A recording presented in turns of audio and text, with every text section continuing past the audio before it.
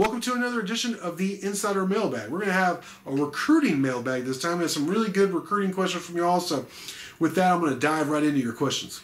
First one comes from Cobonis. He wants to know, he says, Kuminga, is it happening? He's talking about Jonathan Kuminga, the half-brother of Joel and Tombwe, forward at Texas Tech. He's also just, oh, by the way, happens to be the #1 player in the country for the 2021 class. He picked up some, or Texas Tech picked up some crystal ball predictions for him in their favor. So pretty exciting. You know, I've been saying here for months. I didn't make a crystal ball prediction. I didn't put that much on it, but I've been saying there's a lot of smoke to Kuminga and Texas Tech. That keep hearing good things. You keep hearing good things, and you know, I'm really telling you, there's really a chance. You know, it's really happening. There's so many levels to his recruitment. Is he going to reclassify, you know, and be a 2020 guy, which means he could play next year. You know, a 6'8", #1 recruit, just one of the top talents in the entire country, would be monumental. It would make history for the Red Raiders, obviously, and it would probably, I mean, it would push their class to #1 in the country for the 2020. I mean, come on, you know, him and man, Peavy and Burnett and Agbo, it's just crazy. Zay, the 6'11" guy from Junior, you know, 3-star guy from Junior College ranks. I mean, not to mention the transfers. You know, obviously the grad transfer of Marcus Santos-Silva, and then you know, Jamarius Burton if he's eligible. I mean, come on, that team right there, just that's coming in, the new guys you could take and go win a lot of games. Maybe challenge for the Big 12, probably. So that's really exciting. You think about all the guys coming back too. So is Kuminga happening? I can't say for sure yes. Because another option for Kuminga, a very viable one, is going the G League route, which has become all the rage, and you know, making hundreds of thousands of dollars, developing that way with, you know, coaches in the G League, and not having to worry about going to school and class, to be honest, just focusing on his craft. Because I mean, Kuminga is going to be a professional basketball player. He is going to be more than likely in the NBA when you're the #1 recruit in the country.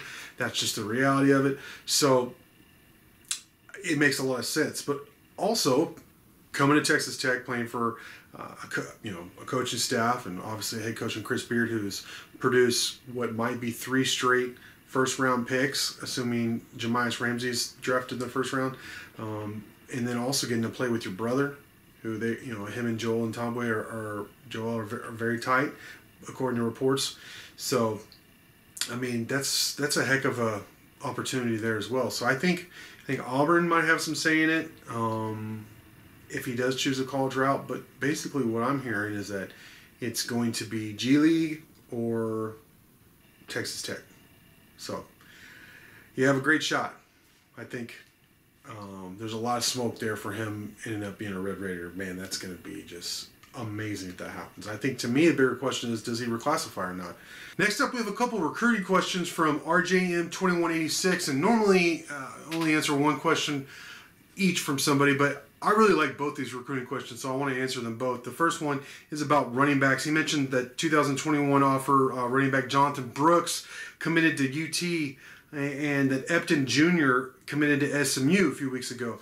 And he mentions the options for the 2021 class are becoming pretty slim. And I admit, yeah, I'm a little nervous in terms of Tech has done such a good job with this 2021 recruiting class of landing the guys atop their board at the positions of great need. And running back is certainly a position of great need with this class, and they just have not hit on running back so far, for whatever reason. So, as you mentioned, am I nervous about it? A little bit. There's enough running backs just in the state of Texas that I think they'll find a quality guy. But the lone remaining guy, is, in terms of atop their board, is like you mentioned, is Cameron Valdez. And how important is he? And you want to know what my feeling are Tech's chances of landing Valdez? I think they're very good. Cameron Valdez is a guy I've put in a crystal ball for like at least a month ago, because he really enjoyed his visits to Texas Tech. But another thing that Cameron appears to really enjoy is his recruitment. And he has other options. And I think, to me, the team that I'm the most nervous about for Texas Tech is TCU. I think Valdez either ends up as a Red Raider or a Horned Frog. So that's going to be a huge recruiting battle. Now, obviously, TCU has picked up some pretty big running back recruits here recently. So, how will that affect? I don't know if it will, because Valdez is more of an all-purpose back. But man, Texas Tech could really use Cameron, and I think he really likes Texas Tech and the coaching staff.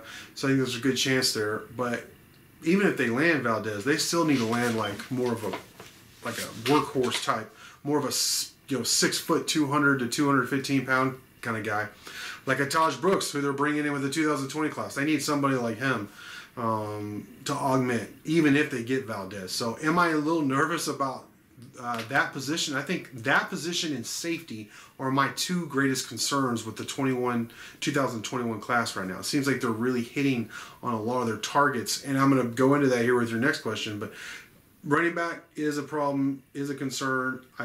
But I think they'll find somebody. I think safety is another concern. And to your next question is overall 2021 recruiting. He said, when considering all the top targets left on the board, in my opinion, who is the most likely to commit and ultimately sign with Texas Tech? You asked me for 3. I'm going to give you 5 guys, actually, because I appreciate your questions. I'm going to stay with the first 4 guys are going to be in the trenches on both sides, 2 each on either side of the ball here. And the first one I'm going to say is offensive lineman Jack Lehrer. He's from Highland Park, 6'6", 275 pounds. He's a guy that Tech didn't offer initially. He came and visited. They kind of checked him out, and they said, all right, yeah, we like you. And so they offered him, and I've interviewed him a couple times. He loves the staff. I think Texas Tech has a really good chance at signing Jack out of Highland Park there. Another guy, another offensive lineman, and this one I don't feel as confident about, but they've spent so much time and resources in him. I think they still have a shot. Is offensive lineman Jacoby Jackson out of Mansfield Summit. And he's a big dude. He's just to make sure I get this right, he's 6'6", 320. And he recently said that he plans on announcing his commitment, making a decision next month. And Tech's battling Baylor, TCU, Oklahoma State, SMU, and Florida State. It's kind of a late entry into the. They threw their hat in the ring for Jacoby here within the last month or so. But I've interviewed Jacoby. I don't know how many times he's visited, like 3 or 4 times. I mean, he visited last season. He visited in February. He visited in March. Coaching staff likes where they're at with Jacoby, but you got to close him. He would be a huge get for you. I'm going to go to the other side of the ball here with three guys I think Tech has a really good chance with. First 2 are starting on the defensive line, and I interviewed these guys recently. First one was defensive tackle Byron Murphy, the second out of DeSoto. He's the kind of guy they look for, kind of smaller, quick twitch guy, more penetrating kind of guys than the hold up at the line of scrimmage kind of guys. He's 6'1", 276 pounds.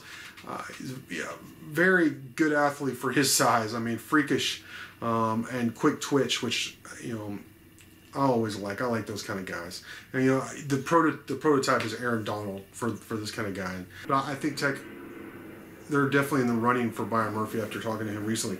Another guy, speaking of being in the running for, is defensive end Ryan Kealing out of Illinois. I think he might be your next out-of-state guy you get for your 2021 class.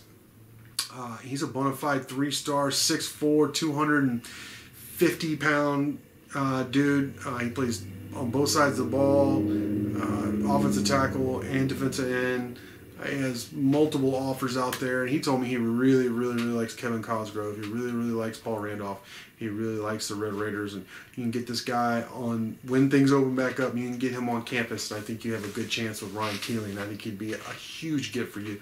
You already have 3 commits on the defensive line. If you get one of either Byron Murphy or Ryan Keeler, then you'll be set. But if you get both, then man, that will make your 2021 recruiting class 5 bona fide stud defensive linemen. I'll take that every time. But they also need a lot of help in the secondary, and I'm going to go with Chase Lowry, a cornerback out of Frisco. He's 6 foot 180, but he could fly. He's a speedster.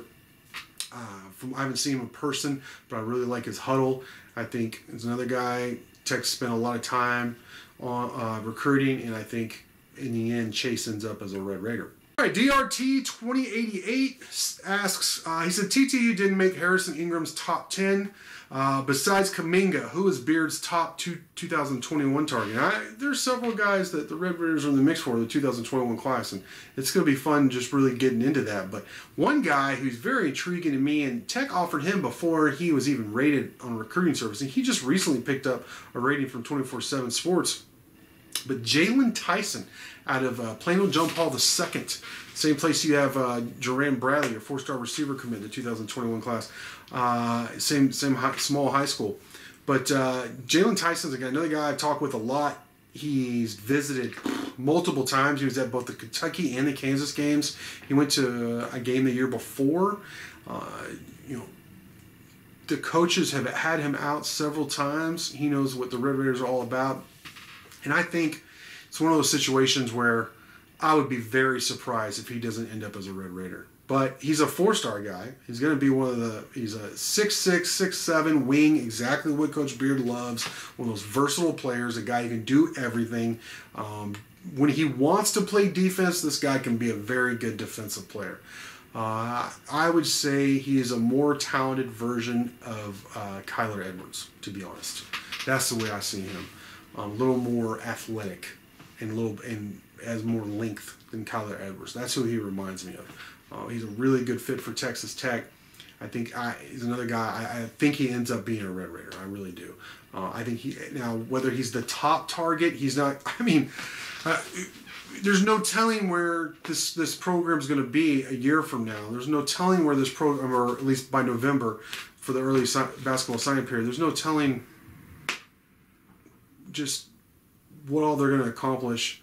So I think Jalen Tyson is one of the top targets for sure that I feel confident in telling you about, and who I feel confident in saying that if the Red Raiders do really want him, that I think he will end up at Texas Tech. All right, final question. This one isn't a recruiting question, but it was a funny one, and it's kind of what's been going on right now with not a lot going on in the sports world.